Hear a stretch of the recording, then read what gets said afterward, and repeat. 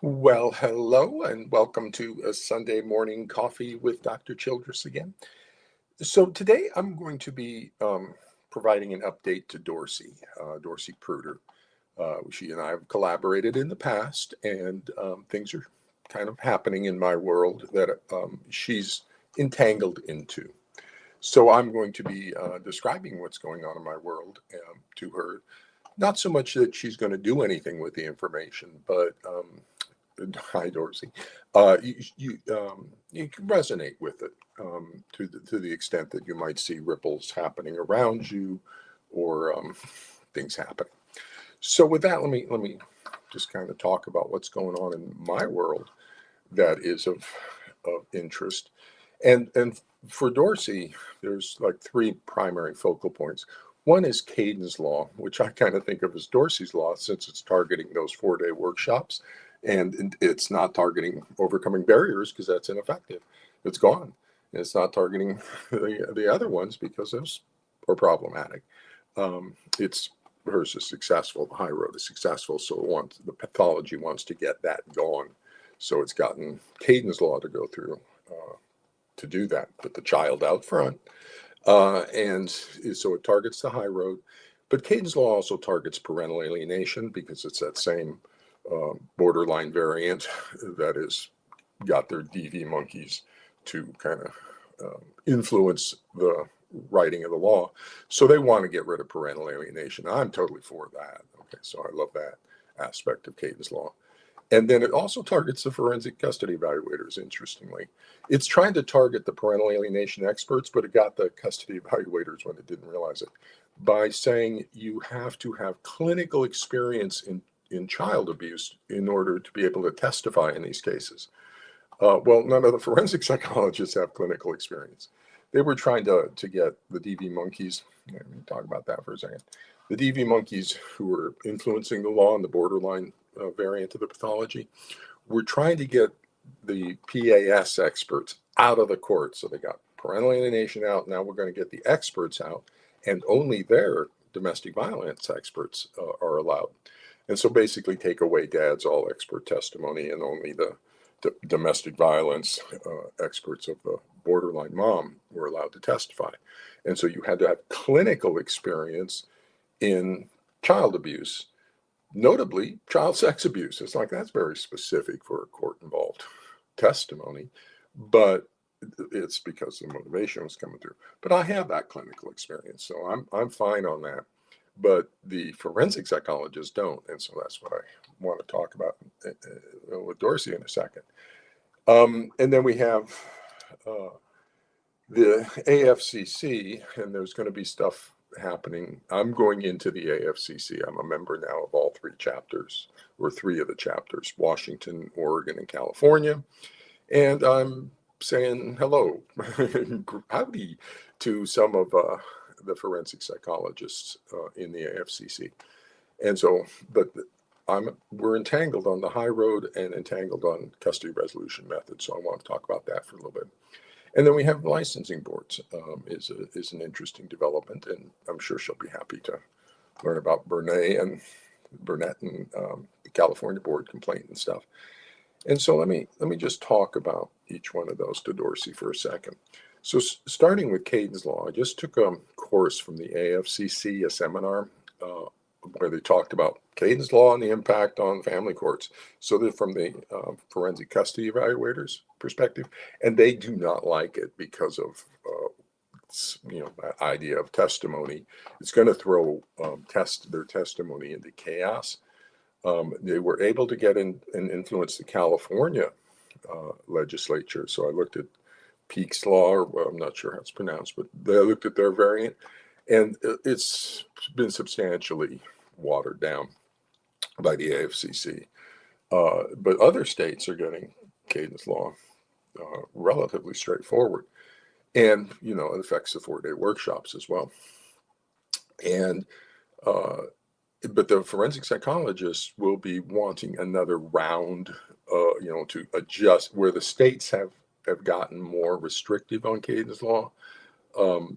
Then the AFCC is going to want to go in and start lobbying on that. So if and when that happens, and you're working with people and you're out in the public, I get my testimony. See if you can get my testimony in the round two of things on that. But things may actually move faster than Cadence law is even aware of. So just wanted to give you a heads up a little bit that the forensic psychologists in the AFCC are not happy with Cadence law. And we got the Overcoming Barriers 4-day program, which was one of theirs. So that's going to have interesting implications going forward. Now, the AFCC is interesting because I've now joined the AFCC. I'm in 3 chapters. And I took a course, a 4-day, 8-module course, advanced course on doing the pathology, parental alienation, parent-child contact problems, resist-refuse dynamic, all the same euphemism collection. And so I took a course from the AFCC, they're top people, experts, 6 instructors. And that has implications I'll talk about in a second. As I encounter the AFCC and the forensic psychologist, one of the features about that is that it's part lawyers. And so I'm going to be encountering my own, the psychologist kind of like Burnett and PAS experts is we're going to be meeting each other. There's a second element to that, though, is the legal professionals. And I'm aware of that. And so we got like a little triad that's going to be happening over in the AFCC. And I wanted to give you just a heads up that when I go in, I'm bringing the high road with me, and I'm bringing research, the custody resolution method with me. And I'll talk about that towards the end. But I want to let you know I haven't forgotten. We're all entangled on those two. So I wanted to give you a heads up in case you're shifting or doing or thinking, whatever is going on in your world, that as I encounter the AFCC, you're coming into. Now, the licensing boards, interesting situation. I'll talk about that in a second. But you're aware, I think, of the Burnett California board complaint on me for unprofessional practice because I criticized him. Well, I responded to the board. Board asked for my response, and my response was, "It's true. My criticism is not defamatory because it's true, and it's within the scope of professional discussion. It's not unprofessional. It is professional." And I said, "That's my answer." And so they asked me for follow-up. They said, "Please explain how this is, not defamatory." Now that provides me now with the perfect opportunity to explain everything that's going on in the family courts, why it's a professional level discussion, why this criticism is true, why it is within the scope of profession. So I've taken that opportunity. And you say, I only had to put my license at risk a little bit. The way I think it got generated is right before I went into the AFCC here. I know where I'm headed. I'm headed into the AFC. I know it's always been about the forensic custody evaluators. And PAS experts are just a sideshow. They're just noise. And so I'm headed into the forensic custody evaluators, and I know pretty soon I'm going to be encountering in the AFCC. So prior to that, last spring, I applied to the PASG for membership. Bill's not going to let me in, but what are they going to do? That's a professional organization, and I'm activating the professional organizations, the PASG, if it is one, AFCC, the APA. The mental health system has been disabled. The mental health system in the family courts has been disabled in the licensing boards, and so I'm reactivating the systems to do appropriate response, and I'm dealing with the agents that have disabled them, the PAS experts and the forensic psychologists. We need to get back to clinical psychology. So, so I applied to the PASG, and then I got the email that says, "Please answer these questions." Provided me a perfect opportunity to explain exactly what the situation was. So now that I suspect induced a narcissistic injury, a public exposure of inadequacy. And the board complaint against me was retaliation for the injury, the public exposure of inadequacy on that. And look, I've got it all documented into place. But now the board on this, the pathology, the pathogen hides. It hides extraordinarily well. It's a sex abuse pathogen. This pathology hides, and isolates its victim. And so, but it is exposed on attack. Okay, so if it's hiding its hole and you try to go get it, it just got. But if you can get it coming out, you can grab it. Okay, so I expose myself, and it attacks, and I grab it. And so they attacked licensed market. And so now that's given me a perfect opportunity to present to the licensing boards, and we'll talk about that in a moment. So here's what I'm operating under.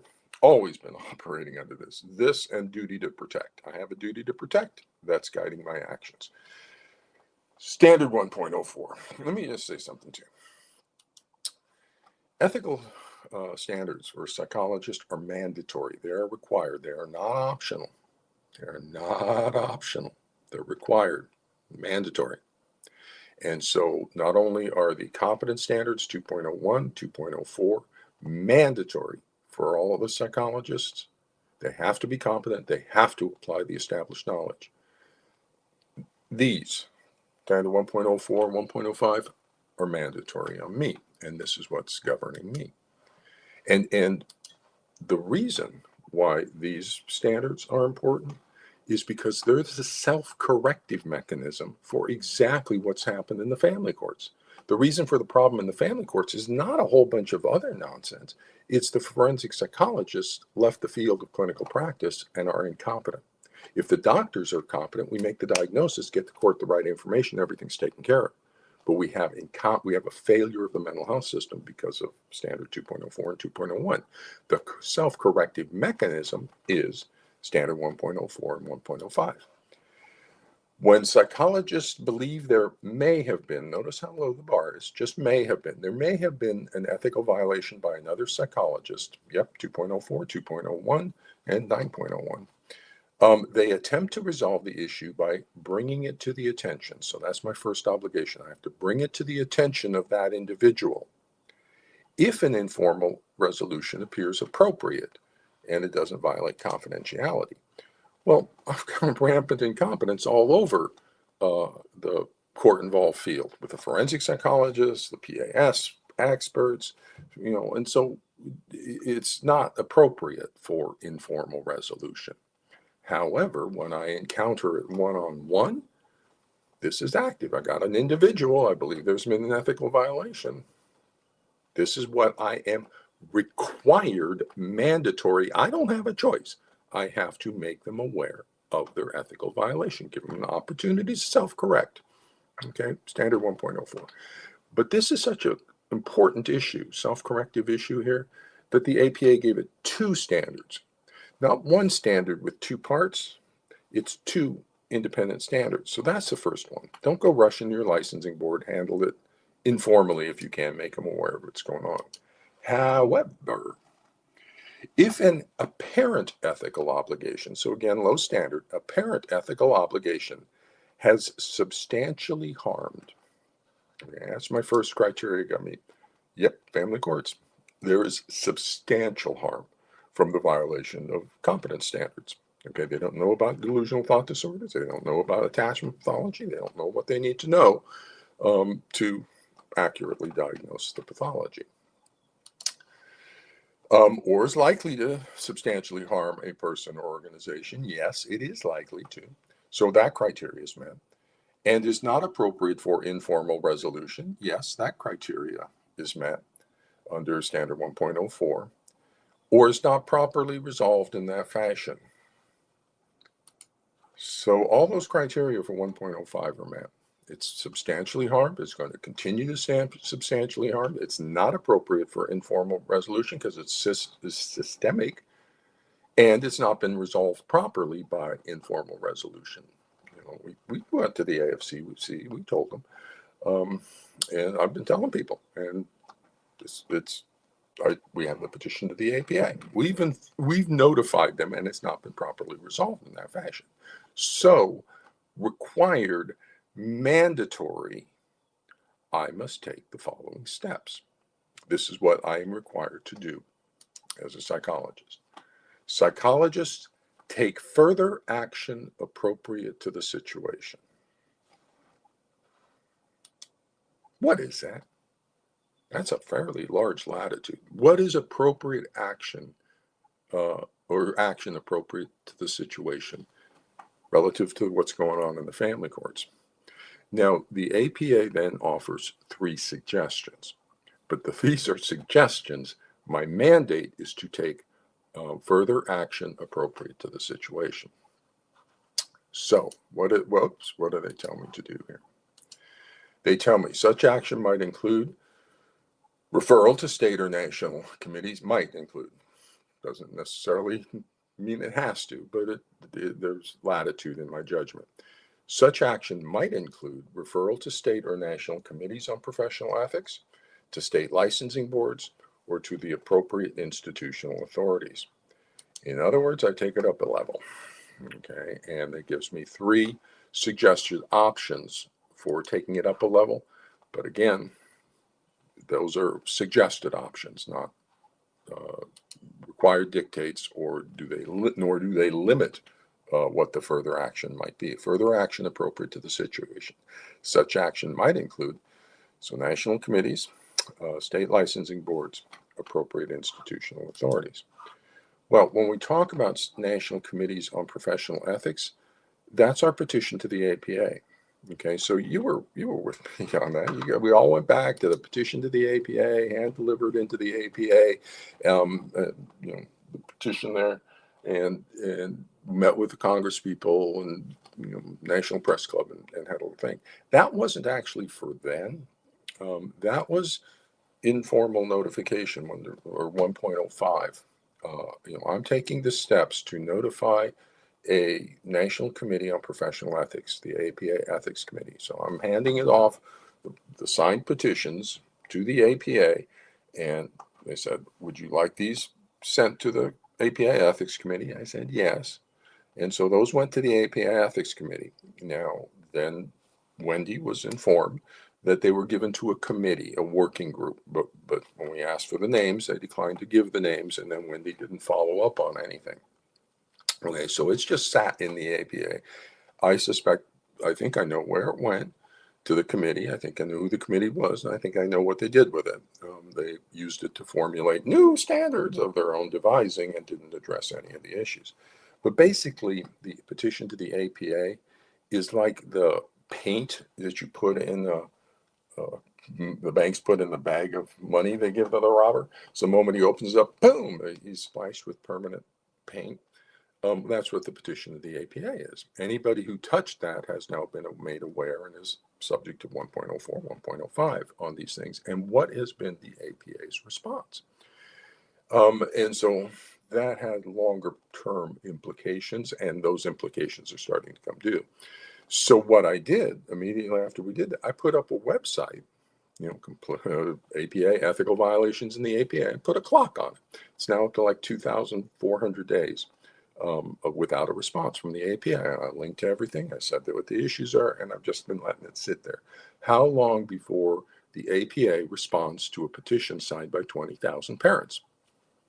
And then when they finally do, or when we finally reach this point, where I am now going to make a ethics complaint to the Ethics Committee of the APA regarding the field of forensic psychologists, and anchored with people, but regarding what's happening in the field of professional psychology, I'm going to ask for an answer to the petition to the APA that I delivered to them, hand delivered to them in 2018, pursuant to my obligations under Standard 1.05, signed by 20,000 parents with 2 parent advocates. And it's been 2,400 days, Ethics Committee. Can we finally get an answer? And oh, by the way, here's the complaint on the forensic psychologist, backed by the New York Blue Ribbon Commission on Forensic Custody Evaluations, which found that the practice of custody evaluations is harmful to children, dangerous, lacks scientific and legal value, and results in defective reports that can lead to potentially disastrous consequences for parents and children in the family courts, and should be entirely eliminated. New York Blue Ribbon Commission, APA, where have you been on the incompetent violation 2.01 violation? I told you, and I've got 2,400 days with no response. So what I do in 2018 gives them the opportunity to correct, but if they don't, then it serves as documentation of the systemic failures. Okay, and that's what was doing. I'm going in, documenting everything that's in the family courts. That's what I've been doing, while doing other things to further action appropriate to the situation. So that was a petition to the APA. Then we have state licensing boards. That's my other mandate under 1.05. Well, there we have the California, the Burnett complaint, also the Oregon complaint, because the Oregon will attach to when I encounter the Association of State and Provincial Psychology Boards. Though that's the oversight umbrella organization for all the state and provincial licensing boards. And so my mandate is to contact the licensing boards. However, I have not been able to fulfill that earlier because the licensing boards have been disabled relative to standard 2.01 and 2.04 and 9.01 regarding the forensic custody evaluators. So they're not listening to any information coming from parents or anybody. The parents file board complaints, the board doesn't do anything. And so we can tell them, but the licensing boards have been disabled. And so why? Well, they'll have to answer that. They'll have to do sort of self-review, because we got the New York Blue Ribbon Commission. They're dangerous, harmful to children, lack scientific legal value, and the licensing boards haven't done anything for 40 years and have allowed this dangerous practice to be inflicted that destroys the lives of children, potentially disastrous consequences. Here's the thing I like about that New York quote. It says they're defective. Without meaningful scrutiny, their defective reports can result in potentially disastrous consequences. I'm the meaningful scrutiny. It's like, oh my God, that's my role, the meaningful scrutiny to prevent the potentially disastrous consequences. And so I'm fine where I'm sitting on things. But the forensic psychologists have to answer for that. So that'll be interesting. And the APA, I told you. So what are you doing about that? And then we'll track down what happened to that petition to the APA. Who did you give it to, and what did they do? And that'll be a very interesting little piece. And then the Oregon one, I was at the APA up in Seattle. I'm walking around the booths, and everybody have booths here. And one of the booths in the vendor section was for the Association of State Provincial Psychology Boards. I can't resist. I'm walking, man. I just walk up to the guy and say, "Hey, I have a question for you. How come I'm doing your job for you?" Kind of a nice little howdy. And he says, "Whoa." And I said, "I'm out here enforcing ethical standards, and you guys are not doing it." And we got a little tete-a-tete. And I finally said, licensing boards are corrupt. And he didn't like that one at all. And I said, "Well, okay, all right." And I just walked away. But that's what it is. And I got Oregon. And I'm just going to hold on to Oregon. I closed off my prior blog with just that Oregon piece. I'm just going to hold on to it. And I'm going to need an answer when we go into the licensing board. And what disabled you?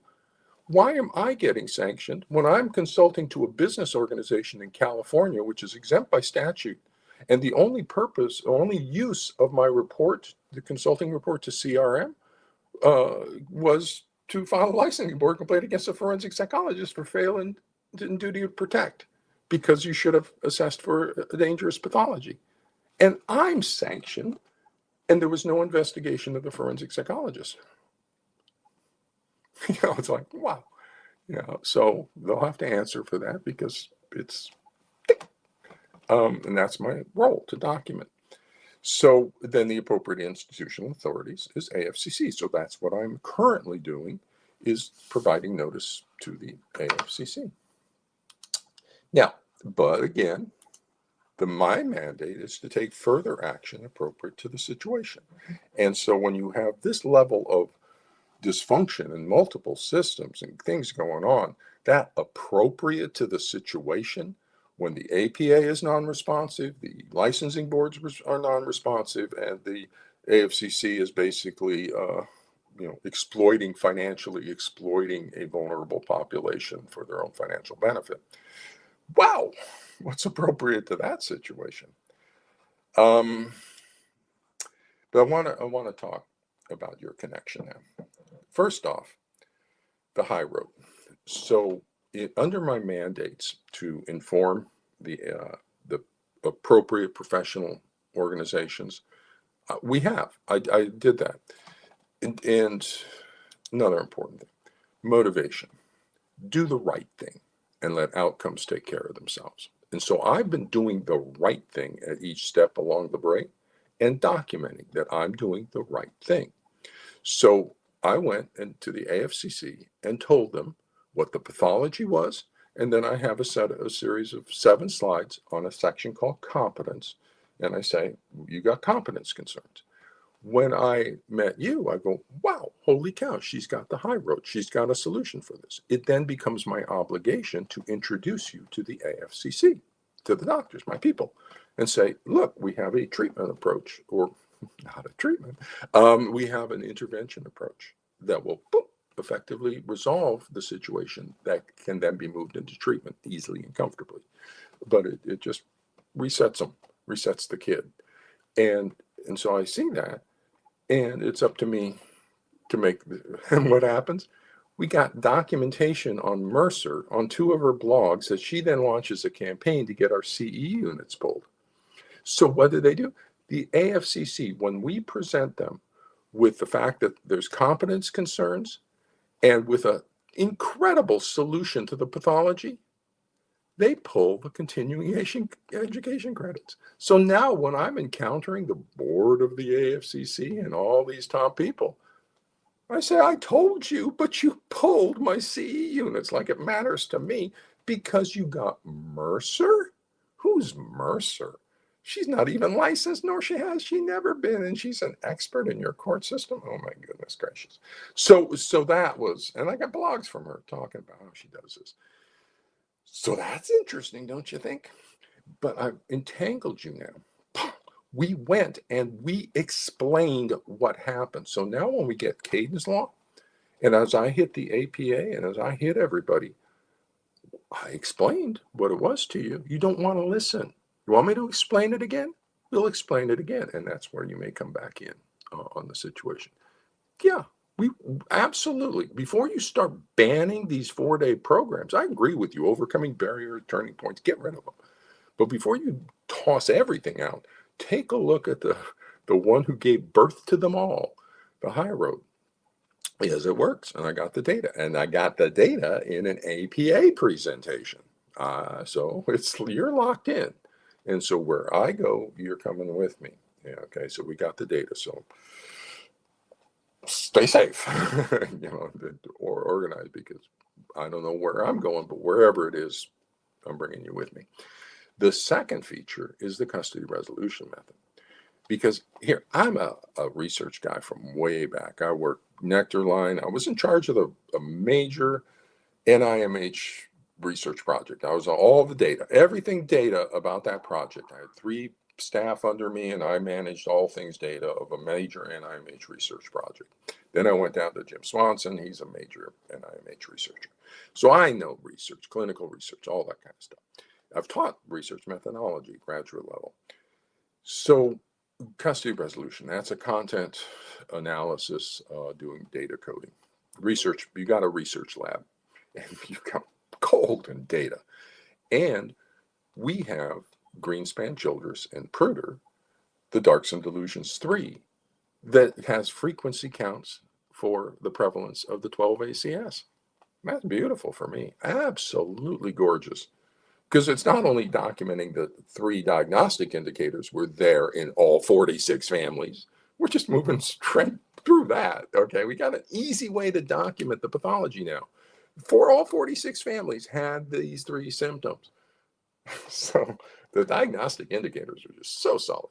But when we move to the 12-ACS, which is like calling my home run shot to the left field section 23, row 14, seat 11 in the cup holder, the 12-ACS, and boy, the data supports that. So that the attachment-based parental alienation ABAPA, totally locked. It's a solid, demonstrable fact from that article. We just need to get it up and published.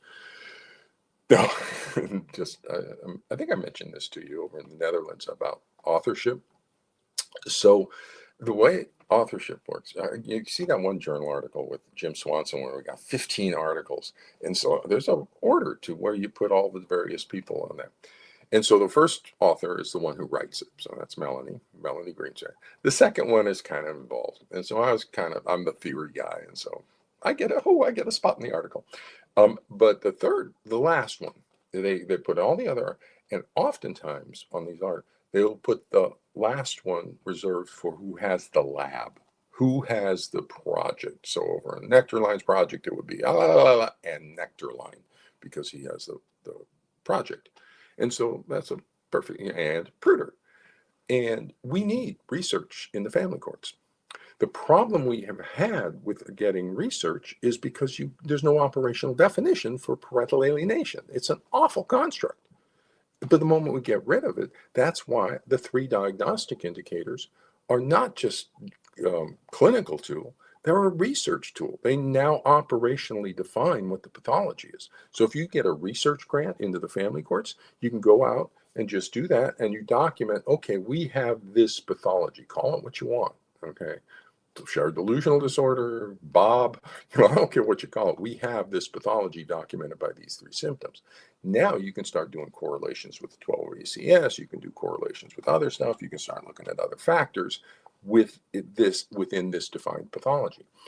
When I started doing research, joined Nectarline back in the 80s, that was DSM-3R. In the earlier DSMs, 1 and 2, they were bad. But 3 began to, and 3R was the research one. And that got some good solid criteria for schizophrenia and bipolar disorder, schizoaffective disorder, things.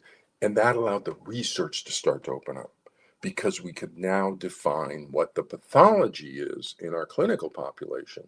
That then we could gather all those measures and things about the pathology. The first thing you have to do is define what you're doing.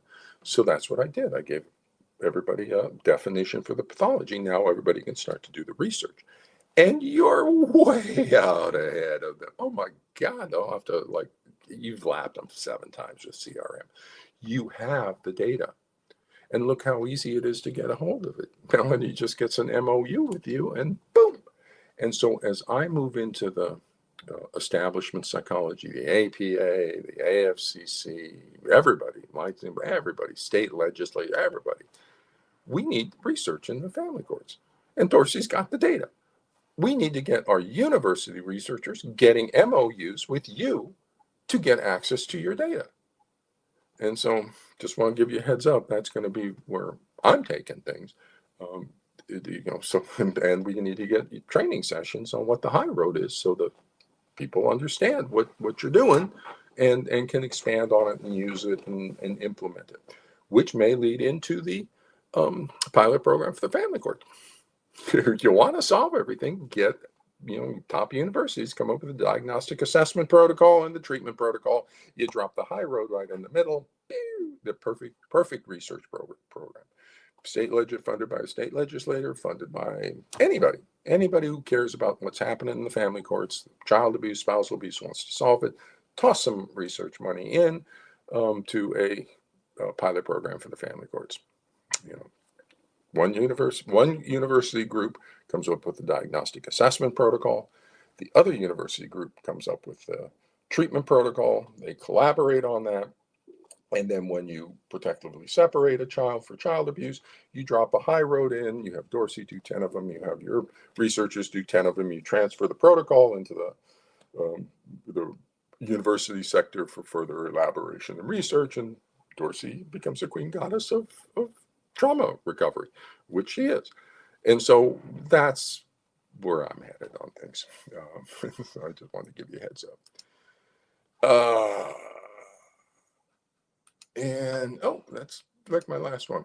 So with that, I'm going to head off to my Saturday here, or Sunday, and get back to my world of writing various reports.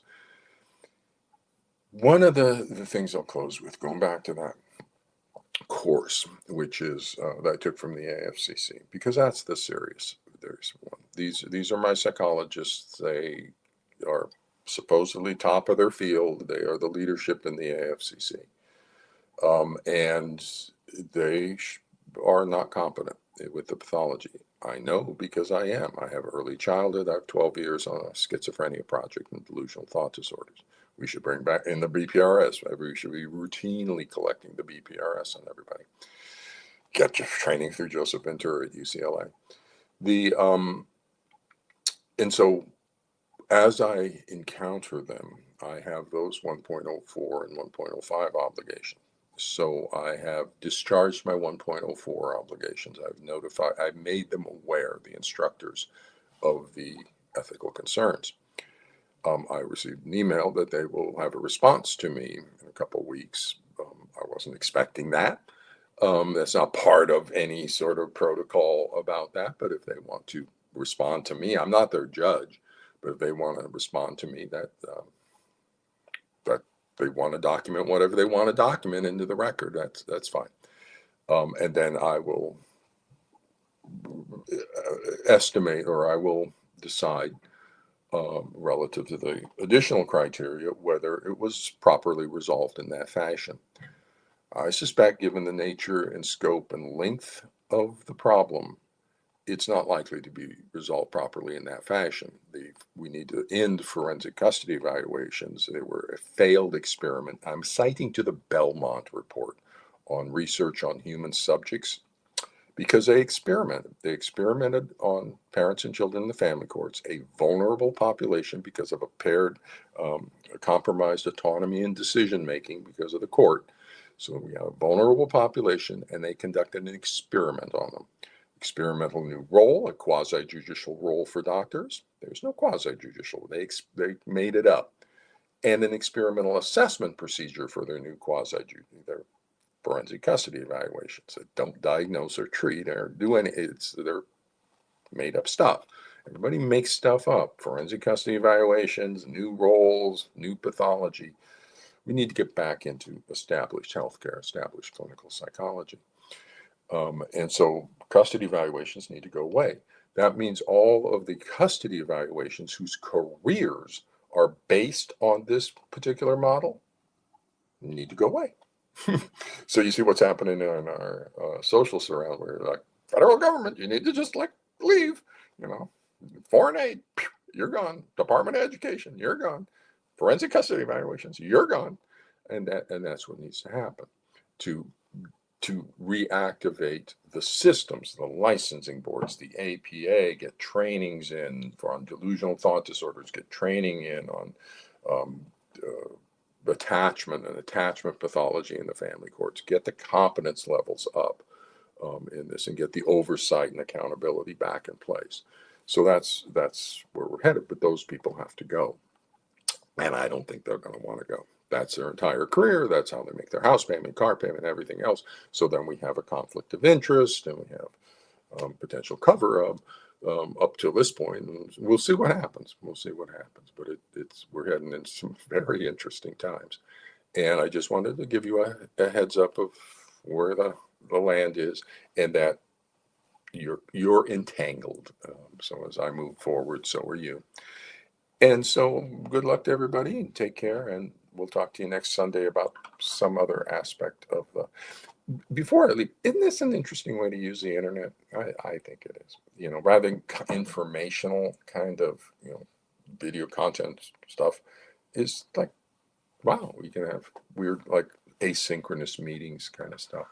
So with that, I'm going to head out of here and get over to my Sunday.